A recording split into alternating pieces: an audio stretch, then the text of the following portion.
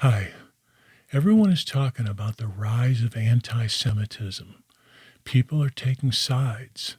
Something deep is going on. It feels like we're right on the cusp of something very big happening. Historically, these kinds of things have happened to the Jews many, many times.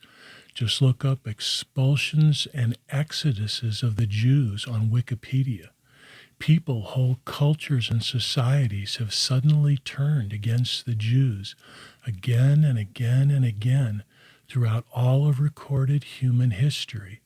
And it's led to death and destruction, or to exoduses and expulsions of this group, even becoming the Holocaust of 6 million Jews during World War II. Are we on the cusp of another one of these events? Why does this keep happening? What does it mean? We'll sort out what's going on in this video. Here on my Paradigm Shift by Mock's channel, I'm advancing the concept that our whole world is developing into a greater living system. I have many scientific proofs, including a new understanding of the structure and form of existence itself, the theory of everything in physics, as well as the discovery of an entirely new color and geometrically based universal logical system called Mach's logic, which is only the second logical system after mathematics to be discovered in all of our human history. I also have some understanding of prophetic and theological conundrums, and all this helps bring a grasp of what's going on between the Jews and the Palestinians in Israel, between Israel and Lebanon, and between Israel and Iran as well, as I cover in this video here.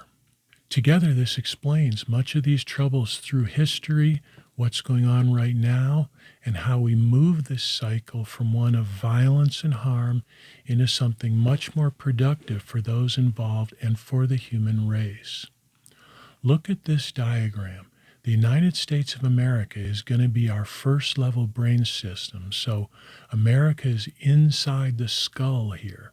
The 50 American states are going to begin to tie in with all the other nations around the world on specific and individual responsibilities for all the things we need to do to care for our planet, to lift up into the solar system, and to continue our development into greater life. All human progress has come from specialization by humans into specific jobs. And now, right now, here, you can all feel something big is going on the planet Earth right now. What we need to do is begin to tie American states in with outside nations and have states and nations move this concept of taking on specialized jobs, move that up a time, size, speed level from humans into states and nations around the world, beginning to take on these new specific job responsibilities. I'll get into how we pay for all of this in another video, but when we switch from our current seed economic system into a new growth economic system, there will be new money available for our growth up into the solar system and for facing our many issues here on Earth. But all of this is what the whole world has been waiting for. It'll bring lots of new jobs for people everywhere, new taxation monies to nations. We'll face the many challenges on Earth right now, and it'll get us moving into life and up into the solar system above. Okay, we've all known there's a strong connection between America and Israel, and you can just visually see in this diagram what it is. It's straight out of the book of Ezekiel's famous Valley of Dry Bones speech by God. Israel is the bones. Israel's related to our coccyx, which is connected to the tail of the sperm, and its responsibilities will tie in with our bone structure.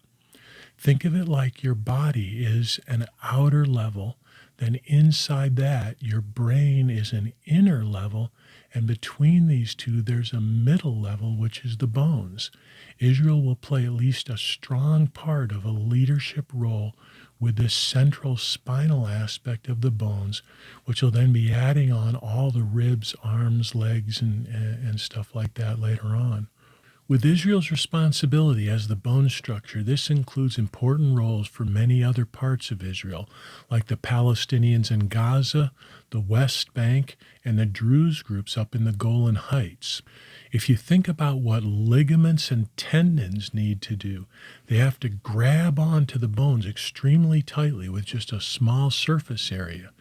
And as we develop the Sinai Peninsula through water desalination into an important part of our greater self, the Palestinians will take on some of these ligament or tendon roles there. Same with the Druze peoples and their connections to Syria in the north. Prophecy comes to our aid once again as we ask, what about the West Bank? There's a line of prophecy from Revelations 14:20, something about the valley of Megiddo filling to the bridle of a horse with blood. That's always been a very scary prophecy with nothing but an extremely negative interpretation. Like there's going to be so much killing, it fills the whole place up with blood. This is the main prophecy which has held American evangelical Christians locked into place supporting Israel. And people suspect their motives, I think, but it's really a good thing. The Valley of Megiddo here translates to the whole West Bank in modern times. It's up in the northwest corner of the West Bank. And the thing is, inside the bones is the bone marrow. And the bone marrow is where all the red blood cells are created. See what I'm saying? This is saying both the Jews and the Palestinians in the West Bank will play some role with the responsibility of developing and or managing our greater red blood cells, which I think are going to be tied in with our spaceships and transportation systems and stuff throughout the solar system.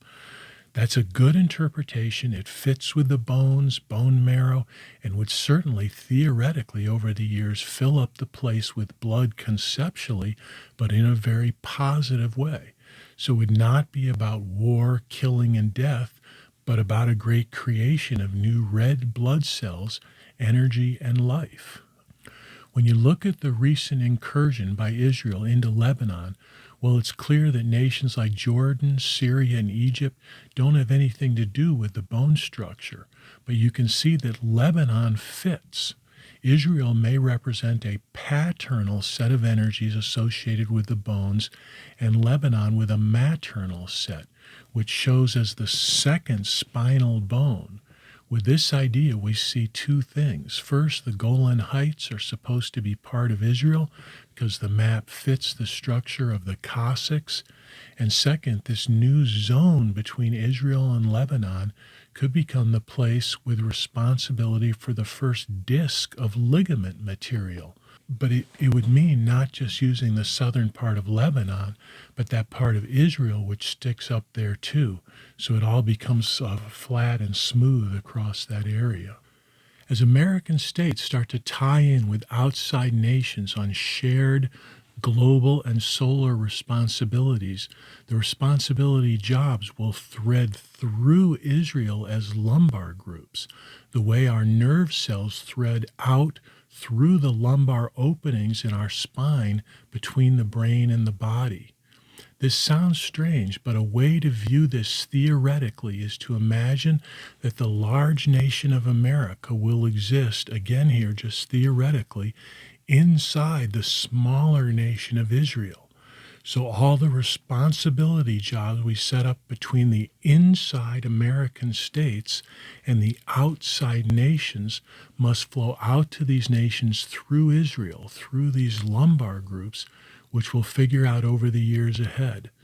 And so the Israeli people, including the Palestinians, will play some sort of management role, not for the responsibilities themselves, but for the states and nations continuing to work well together over time on whatever their shared responsibilities are.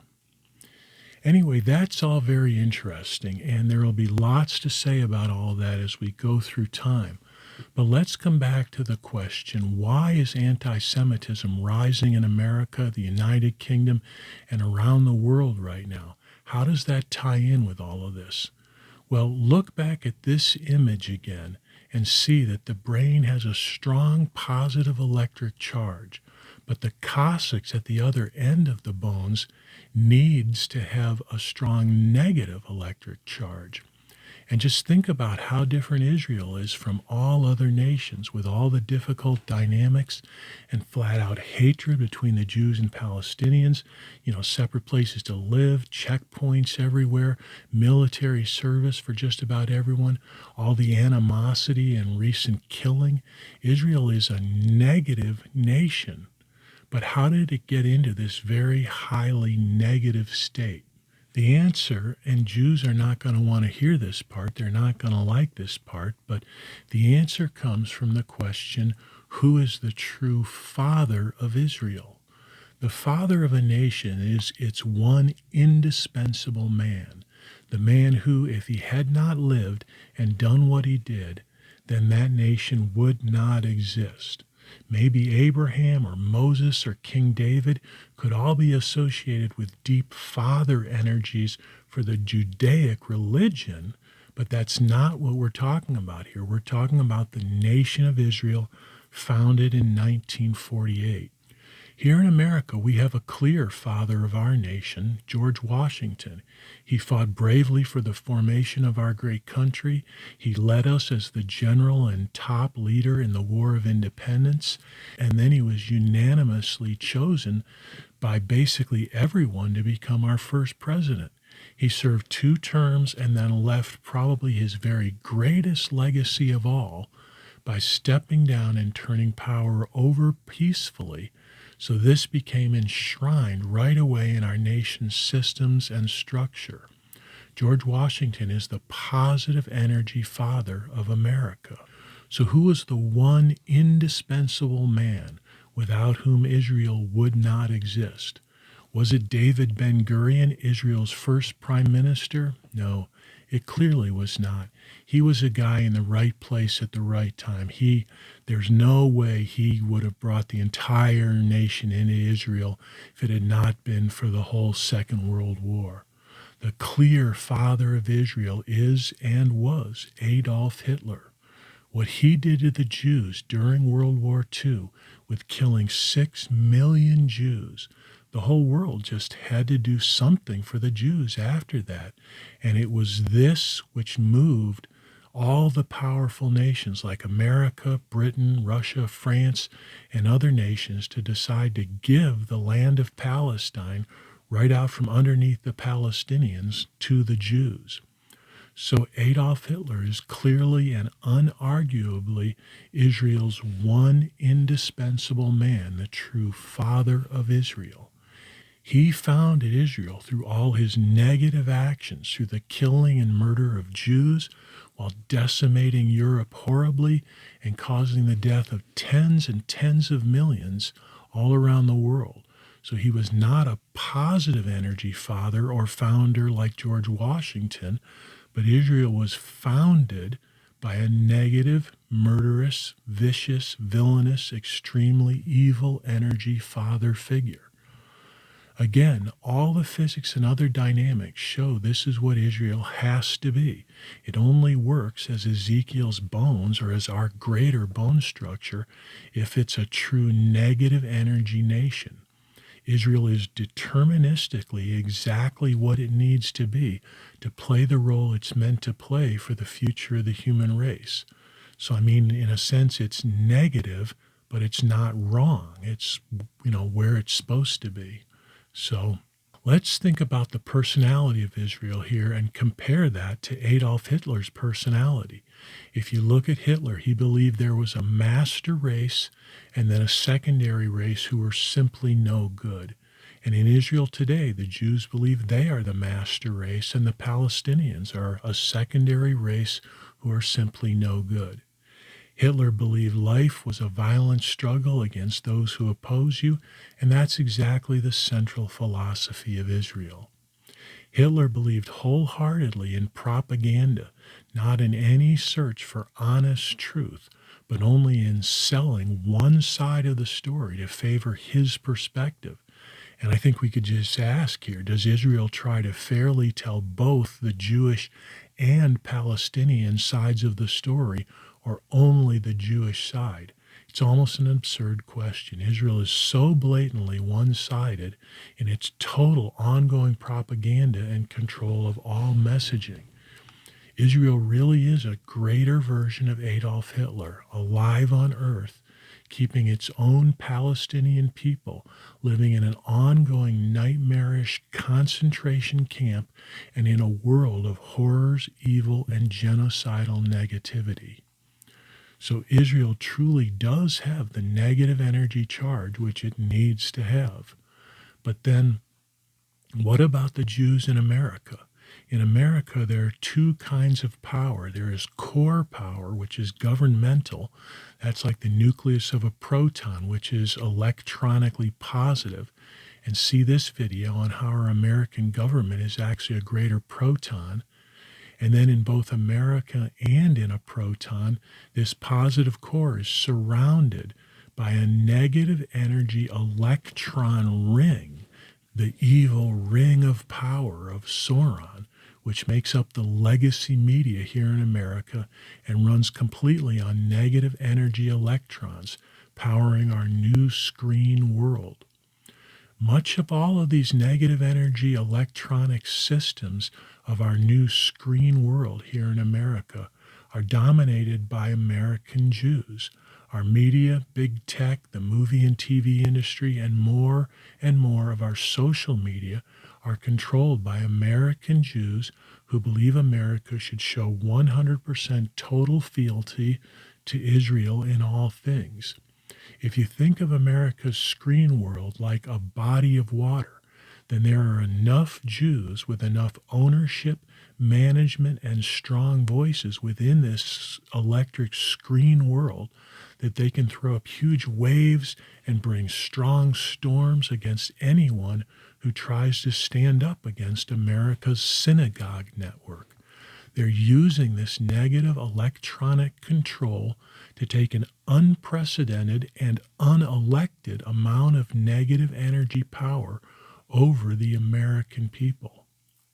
And think about the letters G-O-G in the word synagogue. That's about the only really prevalent Gog, G-O-G, Gog, that we see in our modern world. Right after God, G-O-D, right after God tells us in Ezekiel 37 that Israel is the bones, in the very next chapter, God warns us of the frightening rise of Gog and Magog. So G-O-G and then M-A-G-O-G, which are such a threat. So Gog is the synagogue network within Israel, and Magog is the synagogue network in America. Gog is paternal, strong in the particle reality with too much violence and murder, while Magog is maternal, the Ma with the Gog, with the American Jews playing this huge but highly negative role in our new electric screen world here in America. While Israel Gog pushes for strong masculine traits in the world, American Magog pushes for too many feminine traits here in America, with the gigantic role Jews have played in all the woke, DEI, feminizing, homosexualizing things. America's progressive Jews have been pushing all the rest of us unwillingly toward.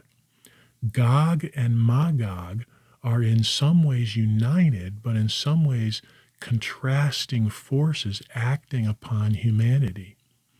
I'll just ask this as a theological question, but is Gog the spirit of Adolf Hitler now pervading Israel, the father of Israel, and with so many European Jews having moved to America also because of Hitler? A lot of America's large number of Jews came pouring over because of Adolf Hitler right before or during the war. So our American Jews also are here basically because of Hitler and connected to Adolf Hitler. So is Magog alive in America also because of and tied in with the spirit of Adolf Hitler pervading American Jews? But remember, this inner and outer or core paternal and surrounding maternal have to do with this inside-outside transformation of Israel into a bone structure. Again, I'll mention that I have a bunch of complex physics to back all this stuff up. I mean, Israel has to definitely have a negative charge to it. Is I can prove that out in a lot of different ways. So a lot of the rise of anti-Semitism here in America is coming from the American Jews pushing us away from our George Washington positive energy views and beliefs toward the extreme negativity and propaganda society of the master race of Israel, as well as coming from all the slaughter happening over there. But now, there's another even deeper problem in all of this, one which you might have thought about if you looked at the Wikipedia article that I mentioned about the many expulsions and exoduses of the Jews. This global pattern has happened over and over again. The Jews move into some new nation or area or culture. They rise up and begin to play too large a role in things. They kind of take over too much power and money and control. And then very suddenly, the whole local society turns violently against them. This hasn't happened once or twice. It's happened literally hundreds and hundreds of times in virtually every place the Jews have gone throughout their history. That is an acute, repetitive, ongoing, systemic, historical pattern. Instead of focusing on anti-Semitism being wrong, this systemic pattern can really turn the whole question on its head by asking not why do people become anti-Semitic, but instead, what would be wrong with the people of a society who did not do something to rise up against this pattern when every other group which has hosted Jews throughout all of human history decided that they had to do so? So this is a very serious thing to just drop here suddenly. I mean, there's going to be a lot to go over with all of this later on. But the long and short of what is happening with this is that the greater life we're developing into is bipolar. The one unified global or solar greater living being that we are all developing into all around the world has a manic depressive disorder, largely because of these ongoing cycles with the Jews.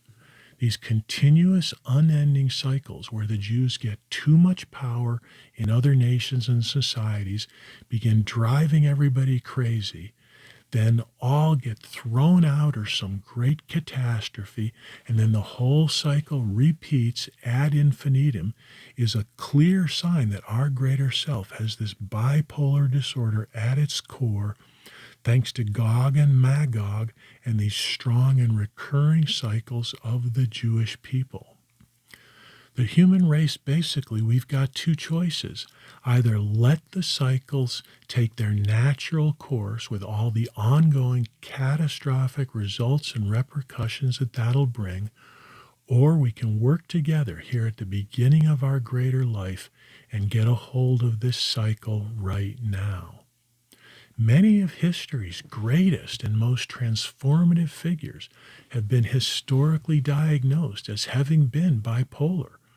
Charles Darwin, Edgar Allan Poe, Winston Churchill, Beethoven, Sir Isaac Newton, greatest scientist in history, Vincent van Gogh, Hemingway, Virginia Woolf, 4 of our American presidents, John Adams, Abraham Lincoln, Theodore Roosevelt, and Lyndon Johnson, have been historically diagnosed as bipolar. And this list just goes on and on. Basically, the people that have done the biggest, most transformative things that cause great changes in the world have been diagnosed as being bipolar.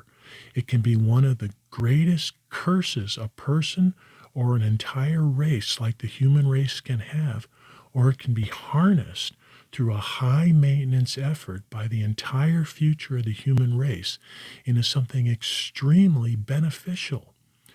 With Israel, think about how in the Middle East they have not lost a battle or a war since their founding, and here in America have had this steady, unbroken rise of more power, more money, more control since World War II.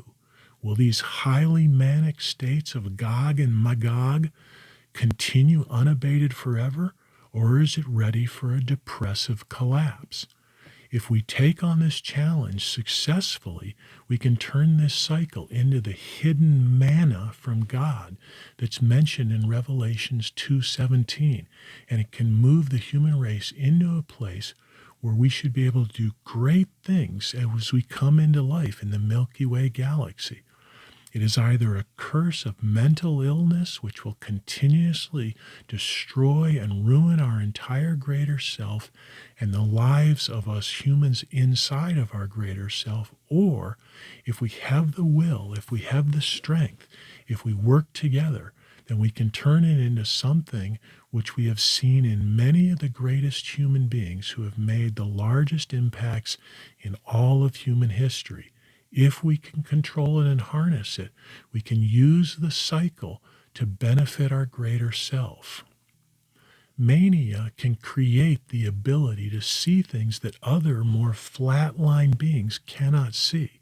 You stand on the mountaintop and see the higher perspective.